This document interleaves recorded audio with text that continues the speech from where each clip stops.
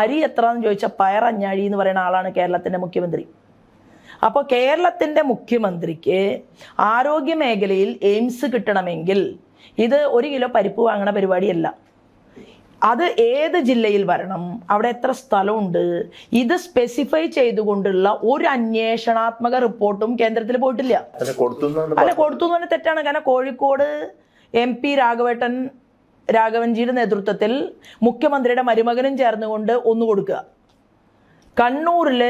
Kannur lobby Marxist party ഒരെണ്ണം കൊടുക്കുക. പിന്നെ ആലപ്പുഴയിൽ ഒരു ടീം പരിശ്രമിക്കുന്നുണ്ടോ എന്ന് കൊടുത്തിട്ടില്ല, പരിശ്രമിക്കുന്നുണ്ടോ എന്ന് നോക്കിയിരിക്കുക. അതിനെ പൊളിക്കാൻ വേറെ ഏത് സ്ഥലം തിരഞ്ഞെടുക്കുക. ഇതല്ല പരിപാടി. അതായത് എങ്ങനെ ചെയ്യണം? പ്രതിപക്ഷ നേതാവിനെ വിളിക്കുക, മുഖ്യമന്ത്രി ഇരിക്കുക, ഇവിടുത്തെ രാഷ്ട്രീയ പാർട്ടികളുടെ പ്രധാനപ്പെട്ട ഏതെങ്കിലും ഒരു നേതാവിനെയെങ്കിലും വിളിക്കുക, ഒരു ചർച്ച നടത്തുക. എന്നിട്ട് എയിംസ് നമുക്ക് തരുന്നില്ല, ഞാൻ കൊടുത്ത പേപ്പറിൻ്റെ കോപ്പി ഇതാണ്, വിവേചനപരമായിട്ടുള്ള സമീപനം നരേന്ദ്രമോദി സ്വീകരിക്കുന്നു എന്നുള്ളത് ഒരു പേപ്പർ വെച്ചിട്ടുണ്ടോ ഇതുവരെ മുഖ്യമന്ത്രി?